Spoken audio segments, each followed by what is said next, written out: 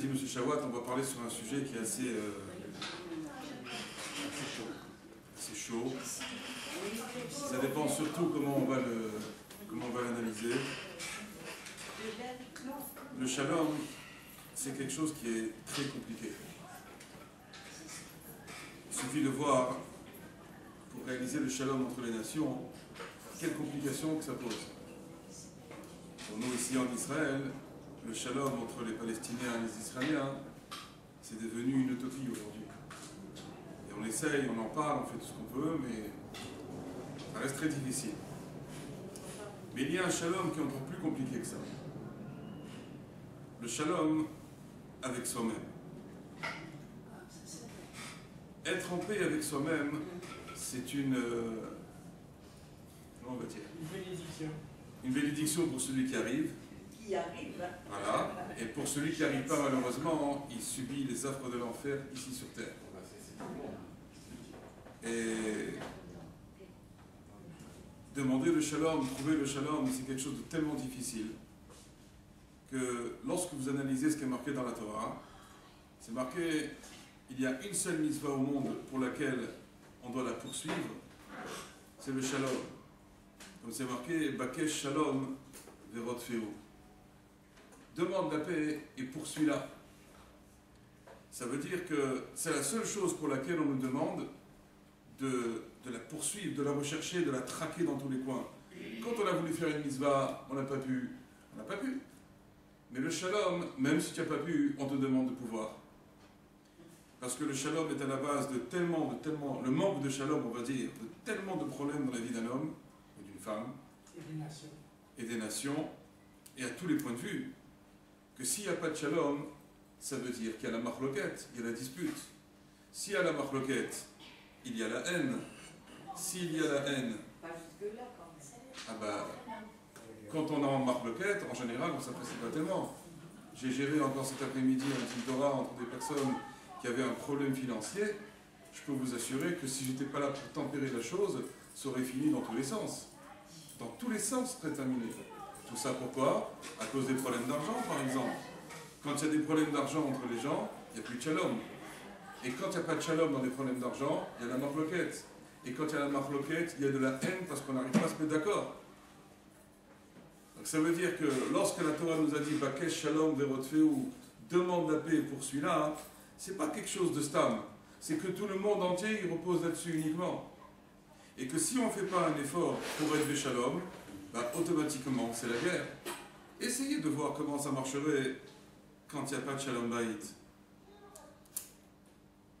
Qu'est-ce qu'on fait dans ces cas-là quand entre l'homme et le mari, entre l'homme et la femme, ça ne colle pas? Quand on est en problème sur chaque détail de la vie, chaque problème, chaque nocé, chaque sujet, ça devient un prétexte à la bagarre. Ça se finit pas avec de la haine?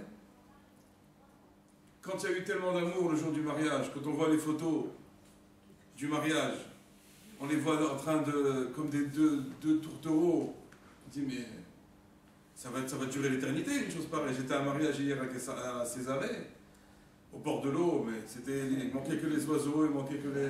Il n'y avait pas d'oiseaux ce jour-là. Mais pour vous dire à quel point la chose elle est, et pourtant qu'est-ce qui se passe? On reprend le même couple quelques années après, et il y a une haine viscérale qui s'est installée entre eux.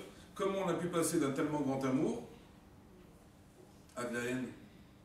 C'est quand il n'y a plus de shalom, alors la porte elle est ouverte. Si on ne fait pas attention au shalom dans notre vie, c'est une catastrophe. Si on se laisse aller à la marloquette, à commencer à répondre, à commencer à dire un mot par-ci, par-là, pour énerver, pour piquer, etc., c'est terminé après. Il ne faut plus rêver, il ne faut plus espérer quoi que ce soit. Et donc, si on n'est pas en shalom avec son conjoint, si on n'est pas en shalom avec les gens avec qui l'on fréquente, si on n'est pas en shalom avec les gens de la Keïla, si on n'est pas en shalom avec nos voisins, mais ça se finit comment alors? C'est la haine. C'est la haine et c'est la guerre. Mais pas seulement nos voisins, j'entends le voisin palestinien, je parle de voisins qui est sur le même palier. On veut essayer de s'entendre avec les Palestiniens, mais on n'arrive même pas à s'entendre avec nos voisins d'Akeïla. Il faut dire la vérité. Et quand on n'arrive même pas à s'entendre avec les autres, c'est un signe que quoi? Qu'en moi-même, je ne suis pas béchalom. Je n'ai pas de paix intérieure. Je souffre intérieurement. Comprenez le problème qui se pose? Alors on cherche la paix, il faut chercher la paix avec les autres. Mais pour espérer avoir la paix avec les autres, il faut d'abord trouver la paix chez soi-même. C'est la raison pour laquelle David Amelech nous a dit Bakesh Shalom Berot Fehu. Demande la paix pour celui-là. C'est pas quelque chose que tu peux obtenir comme ça. Et même si tu l'as eu, il faut la préserver, il faut la garder. Regardez le shalom dans un couple, comment il est compliqué à tenir. Un mot de travers. Un mot de travers. Qu'est-ce qu'on a fait de parler? Qu'est-ce qu'on a fait de parler? Après, on essaie de réparer. Allez réparer ce que vous avez dit maintenant. Comment on va faire? On a ouvert une cicatrice. Surtout les femmes, elles sont intraitables. On dit un mot de travers, elles n'oublieront jamais. Jamais elles l'oublieront. Les hommes, allez, bah, on s'en fout. Et la femme, elle est là. Tu as vu ce qu'il m'a dit? Tu as vu? Elle est dans sa cuisine en train de pleurer. Parce que les cicatrices lui font quelque chose de terrible à l'intérieur, et ça reste 10 ans, 15 ans, 20 ans. 20 ans après, elle lui rappelle. Tu te rappelles ce que tu... Mais on l'a fait il y a 20 ans? Mais oui, mais... Elle n'a pas oublié. Donc vous voyez le problème du shalom. C'est très compliqué, c'est très fin comme histoire. Alors on va essayer de trouver des solutions, parce que c'est bien beau de dire c'est très compliqué, etc. Mais il nous faut des solutions à cette histoire-là. Comment on s'en sort? Qu'est-ce qu'il faut faire? Donc première chose, il faut demander le shalom. Ça veut dire que dans notre filote, on doit, si je peux avoir une montre s'il vous plaît, il faut demander dans notre filote, il faut toujours demander dans notre filote le shalom. Avant de commencer quoi que ce soit, avant de commencer à être religieux, pas religieux, Shabbat, avant tout, il faut demander le shalom. C'est une condition, merci beaucoup, c'est une condition qui est sine qua non pour, on va dire, pour vivre bien. Qu'est-ce qu'on cherche dans notre vie? Qu'est-ce qu'on a prié à Rosh Hashanah, à Yom Kippour? Qu'est-ce qu'on a vu? Donne-nous la bonne vie. Mais la bonne vie, qui c'est qui se l'a fait? Dieu, il nous aide à avoir la bonne vie. Mais le premier qui doit s'aider, c'est nous-mêmes. Sinon, on ne s'aide pas pour avoir la bonne vie, on va se prendre une vie. Quelle vie on va avoir? Il suffit qu'il y ait la guerre dans la famille, qu'il y ait la guerre dans les gens de la Kéhila, qu'il y ait la guerre dans la rue ici, même pas avec les Palestiniens, je ne parle même pas de ça. Il suffit qu'il y ait une guerre de ce type-là, que notre vie n'est plus une vie, qu'on a envie de se pendre. On n'en peut plus, c'est insupportable. Quand il y a la marloquette, la dispute, qu'est-ce qu'on peut espérer de la vie? On n'a plus envie d'espérer quoi que ce soit, on est complètement à côté. Donc la première des choses qu'il faut demander à Dieu dans notre filote, c'est qu'on soit béchalom avec nous-mêmes et qu'on soit béchalom avec les autres. Si un homme ne demande pas ça, il n'y a pas beaucoup de chances d'y arriver. Pourquoi? Parce que c'est marqué Bakesh Shalom. Bakesh! Demande à Dieu. Pourquoi tu ne le demandes pas? Tu vois que tu as un problème avec quelqu'un. Tu vois que tu as un problème avec des gens. Tu vois que tu as un problème avec toi-même. Je ne comprends pas. Alors, si on ne lui demande pas, mais à qui on va demander? Pourquoi on oublie des choses essentielles? Pourquoi des choses de base, on ne le fait pas? On voit qu'on a... Alors, quelle est la solution? Qu'est-ce qu'ils font les gens? C'est ce qu'ils font comme solution? Ils vont à la pharmacie et ils achètent une boîte de Tranxène. Valium, je préfère. C'est ça la solution? Ça, c'est quoi comme solution, ça? C'est... On solutionne le problème momentanément. Sur le coup, on a pris le cachet. Après, du coup, on devient comme ça, complètement endormi. On va se coucher comme un bébé. Et on a passé une bonne nuit. Et le matin, on se réveille un peu groggy comme ça. On reprend nos esprits. Et puis, on reprend nos esprits. Et puis, bon, l'effet, il s'est dissipé. Et on revient avec le problème que l'on avait avant. Alors, qui c'est qui s'éclate dans l'histoire? Ben, ce sont les laboratoires pharmaceutiques. Ce sont des dizaines et des centaines de milliards de dollars dans l'industrie pharmaceutique que sont les Valium, les Xanax et les Tranxène. C'est eux qui s'éclatent dans l'histoire. Mais la personne, elle-même, elle reste toujours avec son même problème. Elle n'a pas avancé d'un iota. Elle n'a pas bougé d'un pouce. Alors, qu'est-ce qu'il faut donc? Qui est-ce qui souffre dans l'histoire? C'est notre corps ou c'est notre âme? C'est notre âme qui souffre, c'est la Neshama. Et la Neshama, parce que je lui ai donné maintenant un Tranxène, elle va mieux aller, la Neshama? Elle va mieux aller. Je l'ai calmée momentanément. Donc ça veut dire la Neshama, qui est-ce qui la gère? C'est Akadosh Baruch Hu. Et donc lorsque maintenant quelqu'un il a un problème, on va le voir tout de suite, lorsqu'il est déchiré intérieurement, il faut s'adresser à Hachem. Pourquoi on ne prie pas Hachem dans ces cas-là? Il faut prier, il ne faut pas avoir peur. Il ne faut pas avoir peur de lui dire, on peut aller devant le Echal, on peut être dans son lit, on peut être dans son bureau, dans sa voiture, et lui parler, lui faire une prière personnelle, une conversation personnelle. Hachem, je souffre. On a le droit de le dire, non? Pas obligé de le dire à tout le monde.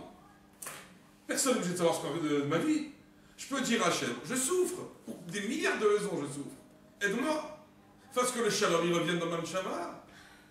Alors regardez, écoutez ça. Donc il faut demander le shalom. Et il faut s'efforcer que le shalom, il soit aussi entre Israël. Dans le peuple d'Israël, il y a tellement de diversité, il y a tellement de controverses, il y a tellement de gens qui pensent différemment, il y a tellement de niveaux dans la religion, il y a tellement de niveaux dans la laïcité, il y a tellement de niveaux dans tout qu'on est tellement différents les uns des autres. Et malgré tout, on peut arriver au shalom. Il y a des gens qui sont de toutes les origines différentes. Il y a les Américains, les Anglais, les Chinois, etc. On m'a dit qu'il y avait 124 nations ici en Israël qui viennent d'origine. C'est dur à faire le shalom là-dedans aussi, c'est pas évident. Regardez déjà entre les Français comment c'est compliqué. Ajoutez des Anglais et des Américains, vous allez voir. Mettez des Chinois, des Arabes, des Algériens, etc. Ça va être un guéhinom. Et pourtant, Baruch Hashem, il y a quand même pas mal de shalom en Israël, même si c'est pas toujours le top. Il y a quand même pas mal de shalom et chassid. Imaginez ça dans un autre pays que l'Israël, je ne sais pas comment ça pourrait se passer, parce qu'il y a l'amour du prochain. Parce que malgré tout, on est tous des Yehoudim, on a tous une Neshama, et on a tous quelque chose qui nous unit, qu'on y croit énormément, qu'on y croit moyennement, ou beaucoup, ou pas du tout, ou un peu, ou rien. Malgré tout, il y a quelque chose qui nous unit nous, tous. Quand il y a un juif qui tombe, quel que soit le juif, on s'en fout de sa couleur de kippa. On s'en fout. On sait qu'il y a un juif qui est tombé, qui a eu mal, qui a été poignardé. On ressent la chose. Tout ça sort, tout pareil. C'est parce qu'on a tous la même fibre. On appartient tous au même Dieu. Oui. Oui, c'est justement, si on prend ce sujet-là, c'est facile. Il faut prendre un sujet où justement il n'y a pas ces événements-là pour vraiment chercher le vrai challenge. Non, mais disons, au moins on le ressent dans ces événements-là. Non, parce que quand vous allez en France, on ne le ressent pas comme ça entre les Français, entre les Goïms. Non, il y a aussi entre les Goïms, ils ne ressentent pas ça. Si. Ils ne ressentent pas cet amour fraternel qui nous pousse, etc. Il y a un sentiment de solidarité, mais combien il est par rapport sur nous, on devait le comparer au peuple juif, il n'y a aucune comparaison entre les deux. Sur l'échelle de valeur, on va dire, chez les Goïms, ça doit être du 15, 20%, 30%, on va être gentil. Chez nous, c'est du 90%. C'est ça la différence. Et on le ressent tous. C'est pas quelque chose qu'on a inventé.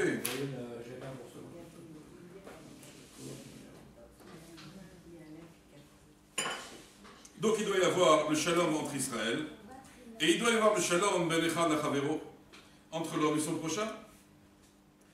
En général, les problèmes qui interviennent entre les gens, il y a deux raisons essentielles. La première, ce sont des problèmes d'argent. Et le deuxième, c'est un problème de kavod. Problème d'argent, et on le sait tous, dès qu'il y a un problème d'argent, il y a regardez dans des familles entières qui ont été éclatées complètement à cause de problèmes d'argent, de problèmes d'héritage. C'était des choses terribles. Tout ça pourquoi? Parce que tu as pris la bague de ma belle-mère, de machin, etc. Et moi j'ai pris les bijoux avant, et non, c'était à moi. D'où ça sort tout ça? Parce que l'argent est tellement important dans notre tête qu'on est prêt à faire une coupure totale avec quelqu'un s'il ne me donne pas ce que moi je pense recevoir. C'est la raison pour laquelle la Torah elle a institué ce qu'on appelle les Timid Torah, c'est-à-dire aller voir un Dayan, et que lui s'interpose entre les deux parties. C'est ce que j'ai fait cet après-midi. Et que je me suis interposé parce que c'était vraiment, je sentais la haine. Tout ça parce qu'ils ne s'entendaient pas, lui c'est l'employé, les patrons, ils se sont sentis voler, etc. Bref, l'histoire, je suis resté 3 heures avec eux, à la fin pour arriver, Baruch Hashem, à faire le shalom entre eux. Mais combien que ça a été compliqué, combien de haine, combien de menaces, combien... Et bien, on a des gens religieux tous, avec des kippas, etc. Mais la haine et les menaces, tout ça pour de l'argent, normal, c'est la parnassale, le garçon il pense à sa famille, à ses enfants, etc. Bon, ok, il y a des justifications à la chose, on comprend très bien. Mais malgré tout, pourquoi on arrive à tellement de haine? Pourquoi tellement de haine? Tout ça pour de l'argent? Ok, alors il y a des moyens de résoudre. Il y a des moyens, al-Pitora, d'après la Torah. On va chez des Dayanim, on les met les Dayanim entre nous, on ne va pas dans le Beddin chez les non-religieux ou chez les Goïms. On doit aller voir des Dayanim pour se faire juger, pour solutionner nos problèmes d'argent, ça c'est un. Et deuxièmement, les problèmes de kavod. Problème de kavod, on n'a pas reçu l'honneur que l'on espérait. Mais on oublie toujours une chose, c'est que l'honneur à kavod l'Elohim, le kavod il appartient à Kadosh Baruch Hu. Donc déjà, nous, notre propre kavod, il faut commencer déjà à l'amoindrir. Il faut arrêter de se dire, et moi, il ne m'a pas donné mon kavod, il ne m'a pas respecté comme il fallait, donc tu comprends, machin, etc. Il faut temporiser tout ça. Tout le temps où un homme il est proche de son kavod, il est loin de Dieu. Parce que le kavod, il appartient à Dieu, il n'appartient pas aux hommes. Donc plus je cherche le kavod, plus je m'éloigne de Dieu, plus j'annule mon kavod, et plus je me rapproche d'Hachem. Parce que je m'annihile complètement par rapport à la présence d'Hachem. Qui je suis moi par rapport à Dieu? Donc si je pense que je suis rien, je n'ai pas à m'énerver quand il y a une histoire. Par contre, si je pense que je suis quelque chose, alors effectivement oui. Mais si tu penses que tu es quelque chose, alors tu n'es rien par rapport à Dieu. Alors le but c'est d'arriver à être quelqu'un par rapport à Hachem. Comment on arrive à être quelqu'un par rapport à Hachem lorsqu'on a conscience que l'on n'est rien? La preuve, vous prenez le mot homme, Adam. Adam, valeur numérique, 45. Quoi? 45. Et quand vous prenez le mot ma, rien, c'est 45 aussi. Et qui a dit ce mot ma? Anachnouma, c'est Moshe Rabbeinu. Qu'est-ce qu'il a dit Moshe Anachnouma, nous ne sommes rien du tout. Quand est-ce qu'un homme devient, et pourtant Moshe Rabbeinu, c'était l'homme le plus important aux yeux de Dieu du monde entier. Anach Nicolas Adam, c'est l'homme le plus modeste de la terre. Et donc, quand est-ce qu'il a été important aux yeux de Dieu? Quand il s'est considéré comme quand il était rien. Donc là, la grandeur d'un homme, c'est quand il est rien, pas quand il est quelque chose. Donc quand un homme cherche le kavod, alors il montre qu'il est rien, qu'il ne vaut pas grand-chose. Vous comprenez? Donc ça, c'est les problèmes entre l'homme et son ami. Et il dit, après, il dit, Shelo yé, maintenant au niveau de l'homme, Sheye shalom lechol adam bemidotav. Un homme doit être en paix avec lui-même. C'est ça le point qu'on va essayer d'analyser vraiment comme il faut. Comment un homme doit être en paix avec soi-même? Comme on l'a dit tout à l'heure, on ne peut pas espérer être en paix avec les autres si nous, déjà, on est en train de bouillir à l'intérieur. Parce qu'on nous dira nos travers, on explose. Pourquoi t'exploses? Parce que tu n'es pas bien. Si tu étais bien à l'intérieur, si tu étais serein, mais jamais tu te serais énervé comme ça. Parce qu'il t'a dit un petit mot, machin, il a voulu faire une plaisanterie, tu as commencé à prendre la mouche, calme-toi. Qu'est-ce que tu as? Tu as un problème? Ouais, tu as un problème. Alors, il faut le reconnaître. Il y en a qui ne veulent pas le reconnaître. On commence par là. Déjà, il faut reconnaître qu'on peut avoir un problème. On a le droit d'avoir un problème, non? Donc des fois, c'est l'autre qui pâtit à cause de mes problèmes. Mais en fin de compte, ce qu'il a fait lui, c'était pas grand-chose. Des fois, c'est les enfants qui pâtissent. Et il se prend une claque par le père comme ça, parce qu'il avait les nerfs. Pourquoi il avait les nerfs? Parce qu'il a fait une bêtise, il a cassé le verre ou il a mis par terre. Ça valait franchement le coup de lui foutre une gifle à ce gosse pour ça. Analysons un petit peu le problème là-dessus. Franchement, ça valait le coup de lui foutre une claque et que le gosse il soit brisé de l'intérieur. Tout ça pourquoi? Parce que je suis pas bien. Elle a pu la payer le petit. Ça marche pas. Donc ça veut dire, et quand je suis en bise avec ma femme, ou la femme elle est en bise avec son mari, et pourquoi tout ça? Parce que je suis mal à l'intérieur, alors je lui fais payer ce que je souffre. Qu'est-ce qu'elle a à voir, la pauvre? Qu'elle a à voir? Et lui, qu'est-ce qu'il a à voir?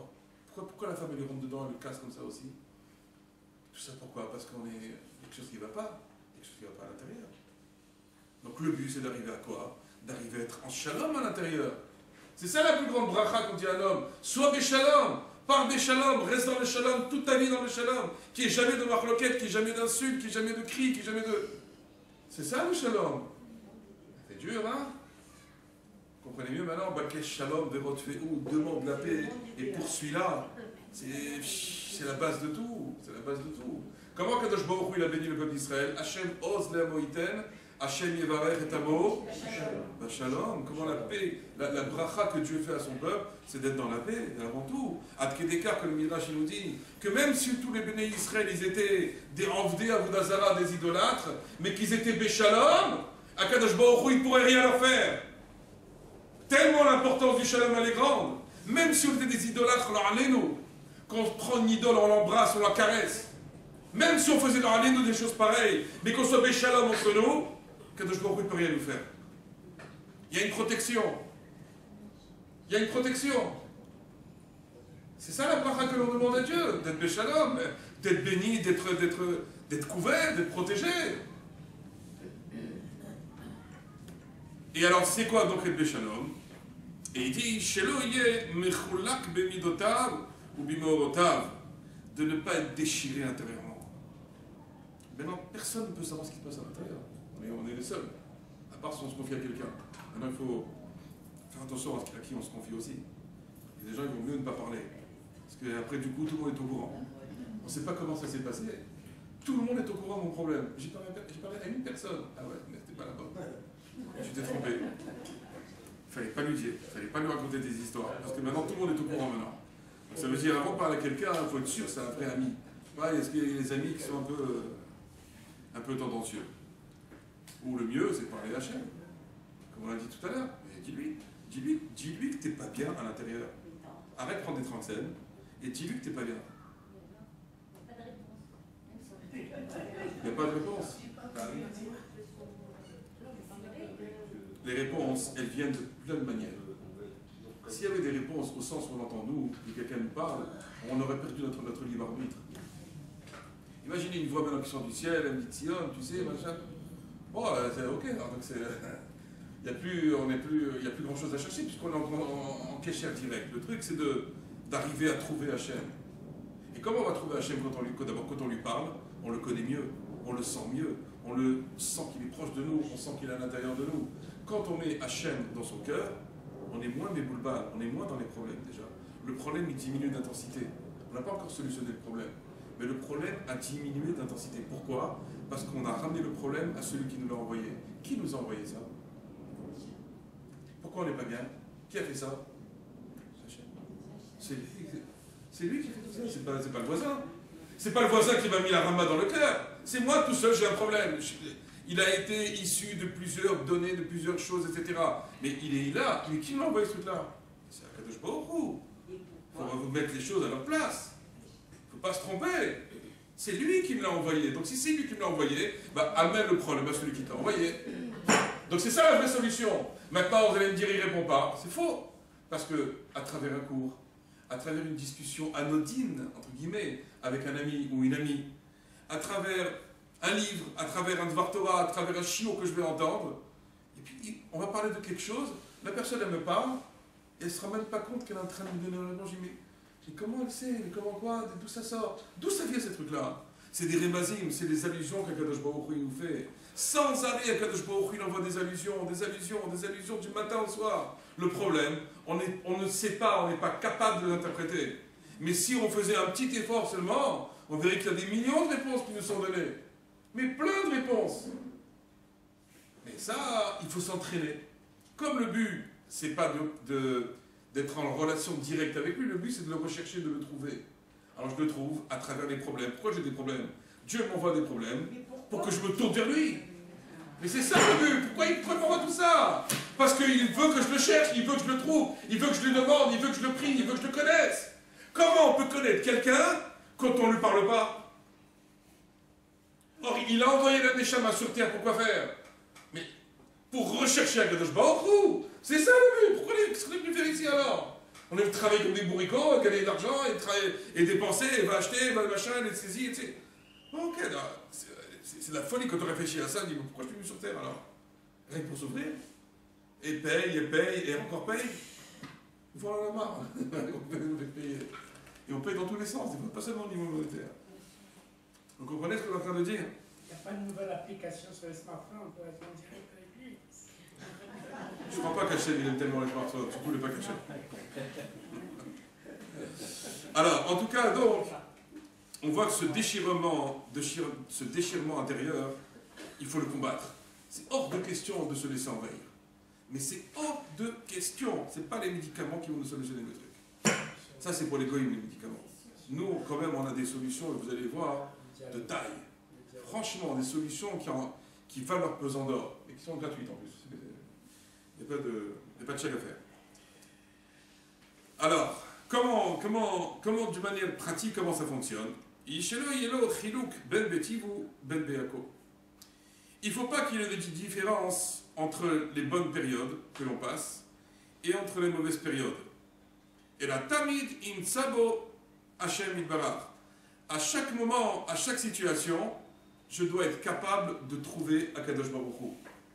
Que ce soit dans des situations difficiles que je n'arrive pas à avaler, ou que ce soit dans des situations très belles. Il y a des belles choses dans la vie aussi. Le mariage d'un enfant, un petit enfant qui naît, il y a des réussites dans la vie, au niveau professionnel, au niveau communautaire. Il y a plein de choses belles. Il y a plein de moments, bon, heureusement d'ailleurs, il y a plein de moments très sympathiques. Il y a des moments d'un autre côté aussi qui sont très durs à vivre. Alors dans tous les cas, il faut qu'on soit capable de trouver Hachem dans les deux types de situations. Autant dans les bonnes, autant que dans les mauvaises. On n'a pas le droit de dire, quand ça va, ah merci mon Dieu, pour ceux qui le disent. Parce qu'il y en a, même quand ça va, ils ne disent même pas merci mon Dieu. Ils disent non, c'est moi. Non, C'est l'affaire que j'ai signée là, mais parce que je suis un bon. Je suis un bon, donc c'est normal, c'est pas Dieu, quel rapport? Parce que j'ai fait des études, je suis intelligent, j'ai roulé ma bosse comme on dit. Aujourd'hui je suis arrivé à un certain niveau, donc c'est normal cette affaire que j'ai signée. C'est pas Dieu. C'est ma force qui m'a fait réussir. Et alors, bim, qui t'a donné cette force? Qui t'a donné ce courage? Qui t'a donné cette rochma? Hachem, il peut éteindre ton intelligence comme il peut te l'ouvrir. Hachem, il te donne la puissance physique comme il peut te l'enlever. Des gens qui étaient champions de natation, ils se sont retrouvés en sclérose en plaques dans une chaise roulante. Alors quoi? Qui donne la santé? Qui l'enlève? Il faut être sérieux, il faut dire la vérité. Comment des gens qui étaient multimilliardaires du jour au lendemain se retrouvent en bas de l'échelle? Dieu il enrichit, Dieu il appauvrit, il fait tout, il fait ce qu'il veut. Donc on doit être capable de trouver Hachem dans tous les types de situations. Il n'y a pas que ça là-dedans, là. Non, c'est pas Hachem, c'est moi ça. Et casé d'ava. Il faut reconnaître Hachem dans tout. Tout ça pourquoi? Pour arriver, n'oubliez jamais, à arriver à avoir la paix intérieure. Parce que quand on n'arrive pas, on n'a pas la paix intérieure, alors on commence à accuser. Et c'est sa faute, et c'est lui, et c'est machin, et c'est ça ce qu'il m'a fait, etc. Nous, on n'est jamais en cause. Nous, on est toujours des syndiqués. Vous n'avez pas remarqué? On est toujours top niveau, nous. Les autres, c'est les autres, les c'est eux. Tiens, prends ça. Sérieux, pourquoi toujours les autres? Et peut-être c'était serait toi un petit peu. Donc ça veut dire que dans tout, on doit être capable de trouver Hachem. Et qu'un homme doit arriver à cette conscience que Hakol Letova. Que tout ce qui arrive dans ma vie, c'est pour mon bien. Ah, maintenant, ça ne correspond pas à mon désir. Ça ne correspond pas à ma vision des choses, peut-être. Mais sache que ce que tu vis maintenant, même quand tu penses que c'est ton mal, en vérité c'est pour ton bien. Maintenant tu ne peux pas voir. Tu ne peux pas comprendre pour l'instant. Tu comprendras plus tard. Dans 1 an, dans 6 mois, dans quelques jours, dans 1 heure. Si tu as moins de mérite, dans 10 ans, dans 20 ans, ou peut-être après ta mort à 120 ans, tu verras le film véritable de ta vie. Tu comprendras que chez Hachem, il est Kulo Chesed. Il est Kulo Ahava. Il est Kulo Simcha. Il n'y a pas de mal. Il n'y a pas de mal chez Hachem. Les gens ils disent Kadosh Baruch Hu, il est cruel. Pourquoi il me fait ça? Pourquoi il m'envoie des tsarotes comme ça? Tu ne comprends pas que cette Sarah-là, si tu ne l'avais pas eue, tu ne te serais jamais tourné vers lui? Et que parfois, on est obligé de prendre une claque dans la tête pour commencer à lever les yeux vers le ciel. Et que tout le temps, on n'a pas reçu cette claque, ben on est là en train de continuer à vivoter, de continuer dans notre hibernation. On est en train d'hiberner, on est en train de dormir. Et Akadosh Baruch Hu, il veut une chose, réveille-toi, réveille-toi, réveille-toi. Parce que tu es venu sur terre pour une seule chose, tu es venu ici pour me connaître, pour arriver à me découvrir. Tu n'es pas venu pour dormir. Alors quand les gens ils se bercent dans un monde d'illusions, dans des smartphones, dans des films, dans des vidéos, ils se bercent d'illusions. Ils oublient la matara, le but final de notre vie, c'est de découvrir Hachem. Et c'est certainement pas dans une vidéo qu'on va le découvrir, à part si c'est une vidéo d'un shiur de Torah. Mais si c'est alors allez-nous, malheureusement c'est pas la majorité, c'est la supra-minorité, ces shiurim-là. Mais même si on recherche le shalom, on ne doit pas tomber dans le travers de la culpabilisation. Hazak ou Baruch. Parce que le problème, on ne peut pas comprendre. Quand on recherche, on ne doit pas se taper la peau et se dire. Absolument, parce que même quand j'ai fait une faute, même quand j'ai fauté, il faut être capable de se dire que même cette faute-là que j'ai fait, a posteriori, attention, hein, a posteriori, pas a priori, a posteriori de dire, même ça c'est Hachem qui l'a voulu. Et même ça c'était pour mon bien. Parce que le fait de m'être éloigné maintenant, que je me sens comme une poubelle à l'intérieur, ça me dégoûte tellement comment je me suis conduit, que j'ai qu'une envie, c'est d'essayer de refaire un effort pour monter vers lui. Je ne peux pas rester comme ça. Donc même dans la descente, en vérité c'est une élévation. Alors qu'il y a des gens qui pensent le contraire. Ils pensent que maintenant que je suis devenu une poubelle, alors devient encore une ordure, encore plus alors. Vas-y, éclate-toi. Il y a des gens qui ne se rendent pas compte qu'ils sont des poubelles. Ils sont poubelles, mais ils restent poubelles. Parce que, alors, on va y arriver, parce qu'il n'y a pas l'étude de la Torah. Oui, sûrement. Tant qu'on n'a pas la Yédia, La connaissance. On ne sait pas si on est une poubelle ou pas. Ça se trouve, on est la plus grande des ordures, et on pense, non, non, je suis très bien, moi. Il n'y a pas de problème. Jusqu'au jour où on commence à ouvrir les livres, et on commence à voir le message de Dieu, et là, le choc, il peut être très fort. Il peut faire très mal, même aussi. Il y a des gens qui ne supportent pas. Moi, combien de fois, des fois, j'ai fait des cours, j'ai vu des gens se lever et partir. Après, on m'a dit, qu'est-ce qu'il y a eu? Ils m'ont dit, ils n'ont pas supporté. Je sais pas, moi, je ne connais pas le Tzibour. Je parle, je ne sais pas ce qu'il peut y avoir. Alors, il se lève, il part. Ok, pars si tu penses que c'est ça la solution. Au lieu de crever l'abcès, là, tu te sauves. Si tu ne veux pas écouter la politique de l'autruche. Ok, fais-le. Oui, parce que ça les intéresse pas. Non, ils ont dit, les gens ont demandé, qu'est-ce qu'il y a eu? Non, Laura, il a parlé, j'en peux. Ça dérange, même ça remet en cause. On n'a pas envie de se remettre en question. C'est qui a envie? Vous avez envie de vous remettre en question? Moi, j'ai pas envie, moi. On doit faire un effort pour ça. C'est dur, parce qu'on est en train de remuer de la saleté. Et remuer de la saleté, c'est pas bon. C'est pas bon. Ça fait mal. Prenez, je m'excuse de l'exemple, prenez des excréments. Tant qu'ils sont posés par terre, ça va? On les bouge, c'est les odeurs qui reprennent. On n'a pas envie. Ça fait mal. Mais des fois, il faut que ça fasse mal. C'est comme une opération, si on a un problème de santé. Des fois, il faut inciser. Elle saute. Il faut inciser, il faut sortir la couche de graisse qu'il faut l'enlever. Il faut le faire. Et après, tu seras bien. C'est pareil ici aussi. Il y a des choses qui vont faire mal. Quand on va commencer à se remettre en question, on va commencer à chercher la chaîne partout, ça va me demander un effort sur moi-même, une recherche, une introspection. On n'a pas trop envie, hein. Mais d'un autre côté, on veut être bien. Chaim Tovim. On cherche le Chaim Tovim. On veut être en paix avec notre femme, avec notre conjoint, avec nos enfants, avec nos belles-filles. Avec les belles-mères. Vous comprenez qu'il y a des gros problèmes là-dessus aussi. Ça sert à rien de se les cacher, on va pas commencer à se la jouer. On va pas se la jouer. Vous savez bien, entre les belles filles et les belles-mères, comment ça se passe. Tout ça pourquoi? Il n'y a pas de shalom. Il n'y a pas de shalom et ça fait cassard dans la famille. Et le fils qui ne peut venir à la maison à cause de sa femme, et les histoires et les machins n'ont plus finir. Et le problème de shalom est à cause des parents et ils vont arriver au point de divorce. Vous savez combien de divorces il y a à cause de vos parents? Vous savez combien qu'il y en a? C'est presque une majorité. C'est une catastrophe, on gère ça du matin au soir. Que les parents ils se mettent, de quoi tu te mets? Laisse-les tranquilles, laisse-les vivre. Ah, elle n'a pas rangé comme ça la belle-fille dans l'armoire, mais ne regarde pas son armoire. Ne regarde pas son armoire, laisse-les tranquille. Pourquoi nous, et la femme quand elle était jeune fille, que la belle-mère regardait son armoire, ça faisait plaisir? Ça ne faisait pas plaisir, donc pourquoi on fait pareil maintenant? Alors comme on m'a fait, je vais lui faire, c'est ça là. Donc ça veut dire, Hachem il est partout. Hachem tout ce qu'il fait, c'est les Tova.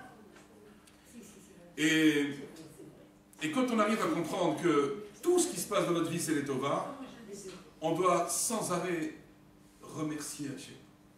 Sans arrêt lui dire Toda, Toda, Toda, Toda, la colle, Toda, la colle. Vous savez combien de gens ils souffrent? Regardez, baladez-vous dans les hôpitaux. Et les gens, moi je me rappelle une fois, il y avait quelqu'un, il a commencé à me parler de ses problèmes de Parnassa. Je dis, oh, écoute. Et il se plaint. À la fin, j'en pouvais plus. Je lui dis, il m'a énervé. J'en pouvais plus de nerfs. Et je lui dis, dis-moi. Il dit oui. Je lui dis, imagine que maintenant je te propose une affaire et tu gagnes $100 000. Tu serais d'accord? Regarde, il me dit, oui, bien sûr. Et demain, je te propose une autre affaire où tu vas gagner $500 000. Tu es d'accord? Regarde, il dit, il faut t'arranger, oui, qu'est-ce que. Oui, bien sûr, je veux. Je fais le surlendemain une affaire où tu vas gagner $1 million. Et tous les jours, $1 million. Il me dit, qu'est-ce que vous voulez? Pourquoi vous me dites tout ça? Il me dit, bien sûr, je veux. Je lui dis, dis-moi, combien ça coûte une main? Je lui dis, combien ça coûte un œil? Et une jambe? Et un foie? Et un cœur? Je lui dis, tu es en bonne santé? Il me dit, bon, très cher. Je lui dis, tu sais que tu es super milliardaire, tu es un multimilliardaire. Arrête de te plaindre de la Parnassa. Arrête de te plaindre de la Parnassa, ça suffit. Ok, il y a besoin de la Parnassa. On le sait tous. Ok, on n'a pas besoin de revenir là-dessus. Ok. Et ça ne sert à rien de te plaindre du matin comme tu es multimilliardaire par rapport à d'autres qui ont des milliards et qui seraient prêts à donner leurs milliards pour retrouver leurs yeux. Donc ça veut dire quoi? Il faut s'habituer à dire merci pour tout ce que l'on a. Au lieu de voir ce que l'on n'a pas, habitue-toi Habitue-toi à tout ce que tu as. Tu es en bonne santé, tu as tes 2 yeux, tu respires, tu as un nez, tu as une bouche, machin. Ça va, tes enfants. Par contre, dans ce domaine-là, ça va, ça aussi, ça va. Ah, il y a un point où ça va pas. Mais ce point-là, c'est 10% de ta vie. Mais 90% en général, ça va ou ça va pas? Ça va, alors pourquoi tu t'angoisses? Pourquoi tu dis pas merci Hachem? Pourquoi tu vois tout négatif? Et c'est comme ça qu'on va commencer à réparer la paix intérieure, en essayant maintenant de dire Toda Hachem. Dis-lui merci. Mais quand tu vas lui dire merci, tu vas comprendre qu'en fin de compte, t'es pas si mal loti que ça après tout, hein? Il y en a qui t'envieraient même, à la limite. Même qu'on va t'envier. Tellement tu es bien, par rapport à d'autres. Dis merci. Et plus tu vas dire merci, et plus tu vas comprendre que la colle est Torah, et plus intérieurement, tu vas voir que tu vas te sentir bien. Tu vas commencer à apprécier ta vie, à la voir d'une manière positive, d'une manière sincère, d'une manière heureuse, d'une manière simcha. Tu vas mettre de la simcha dans ta vie. Vous comprenez ce qui est en train de se passer dans ces conditions-là? Ça change tout. Et la preuve, c'est David Ameller qui nous donne cette preuve-là aussi. Comment il dit dans le Passouk? Bachem, Alel Davar, Baelokim, Alel Davar. Bachem, comment ça s'écrit? Yudke Vavke, Ado Shem. Et Elohim, c'est Elohim. Quelle est la différence entre le nom de Dieu de Yudke Vavke et le nom de Dieu de Elohim? Le nom de Dieu de Yudke Vavke, Ado, ça vient indiquer la bonté, ça vient indiquer la rachamanout, la miséricorde. Et le nom de Dieu Elohim, il vient indiquer la rigueur, la justice divine.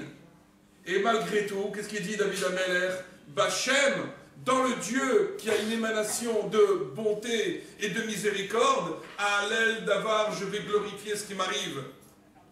Et bah Elohim, dans ce Dieu, dans son émanation, c'est de la justice et de la rigueur, à l'aile d'avar, je vais aussi le glorifier. Ça veut dire que autant cette émanation, Dieu, c'est le même Akadosh Baruch Hu, mais il a 2 émanations. Une émanation de bonté, une émanation de rigueur. La rigueur, c'est quand on vit des moments pénibles, difficiles, et la bonté, c'est quand je vis des bons moments, des moments merveilleux. Et mais dans tous les cas, à l'aile d'avar, il disait David Ameller, je dois glorifier Akadosh Baruch Hu. Il ne doit pas y avoir de différence dans les bons moments et dans les mauvais moments. Dans tous les cas, on doit dire Hachem merci. Vous comprenez comment ça fonctionne? C'est une notion extrêmement importante qu'on est en train de développer maintenant ici. Il n'y a pas une situation pénible, donc dans ces conditions, c'est pas Hachem. Non, c'est lui, c'est elle qui m'a fait du mal. C'est pas vrai. Tout ça, c'est Hachem qui t'a envoyé. Et il t'a envoyé pour ton bien, pour que tu te réveilles, pour que tu pries, pour que tu commences à faire des filotes. Regardez, prenons l'exemple de quelqu'un qui a des dettes. Et prenons maintenant cette même personne qui a solutionné toutes ses dettes. Dites-moi la vérité. Quand maintenant cet homme il va prier et qu'il n'a plus de dettes, il va prier de la même manière que lorsqu'il avait des dettes? Dites-moi la vérité. Il sera plus serein, bien sûr. Non.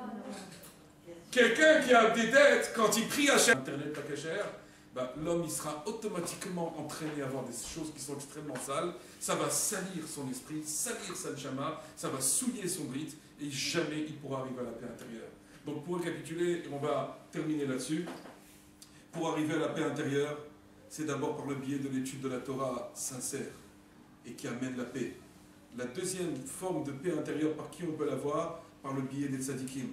Et le troisième moyen d'arriver à la paix intérieure, c'est par le biais de la Shmirat Habrit, de garder son alliance dans la pensée, dans l'action, dans les membres, dans tout. Et lorsqu'un homme il arrive avec ces 3 choses-là, je peux vous assurer que tous les médicaments de la terre ne seront de plus aucun effet envers lui. Voilà.